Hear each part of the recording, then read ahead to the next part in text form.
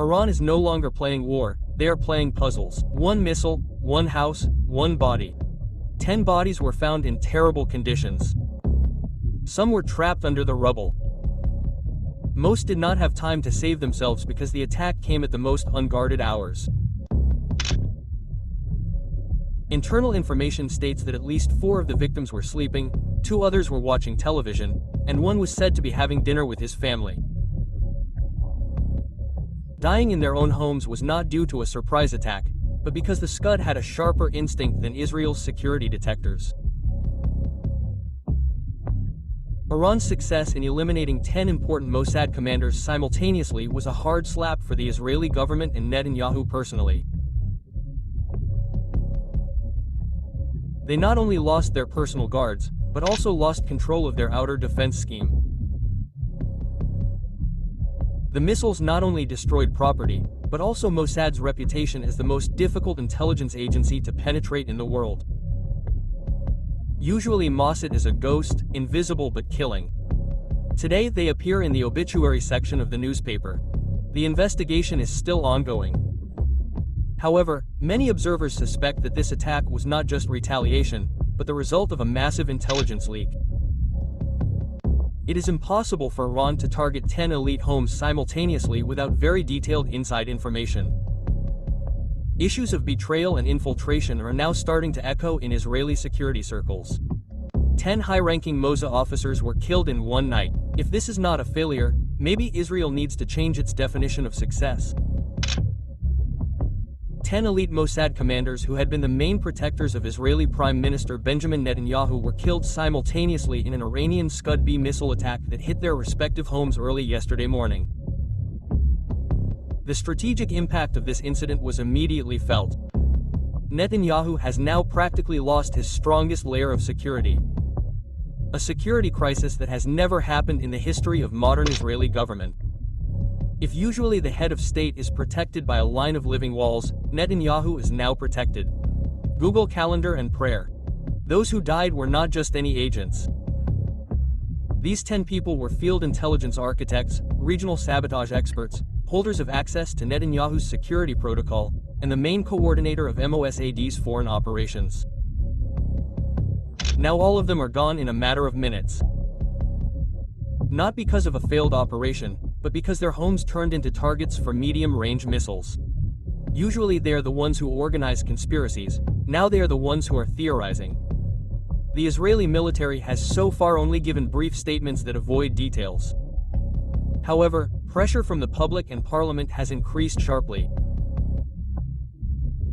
Many are questioning how Iranian missiles could penetrate air defenses without being detected and hit such a precise elite target.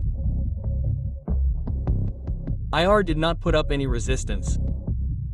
There was no interception and the warning system did not even sound in some areas. One missile can fail but 10 missiles. This is not a technical error, this is an audit from the sky.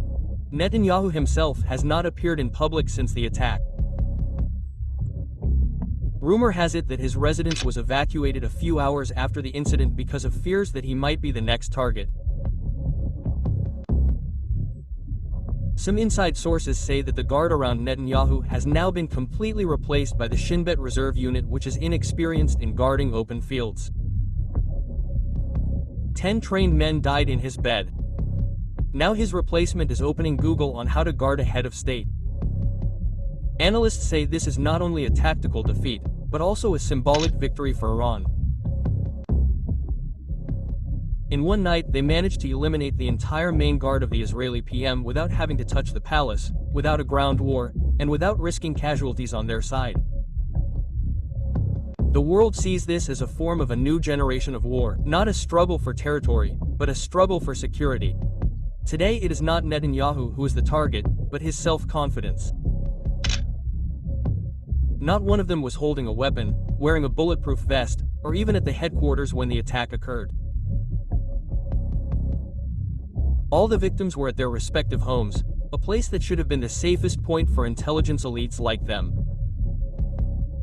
The 10 Mossad aces died not because of a failed mission, but because they slept too soundly. Ironically, they used to kill people with poison on their toothbrushes.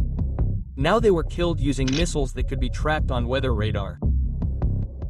Some of the victims were even reported to have just returned from a top-level secret meeting discussing Israel's strategic defense against Iran. Only a few hours later, they died in the silence of dawn. Security authorities described the incident as chaos without a response. Because none of the targets had time to give a distress signal, emergency call or early warning to the command center. Not only did they fail to react, they didn't even have time to wake up and realize the war was underway when they were already in the headlines. The Sched-B missile attacks on these private homes raised big questions about the viability of Israel's internal security system. Why were figures at the level of Mossad commanders allowed to stay in fixed locations without protection against direct attacks? Why weren't there bunkers, diversion systems, or local satellite surveillance for crucial points like that? It's like gathering all the final bosses in one room and then telling Iran to press the delete button. What is more surprising is that some of the houses that were hit were reported to not have standard shelters or even be directly connected to the national alarm system.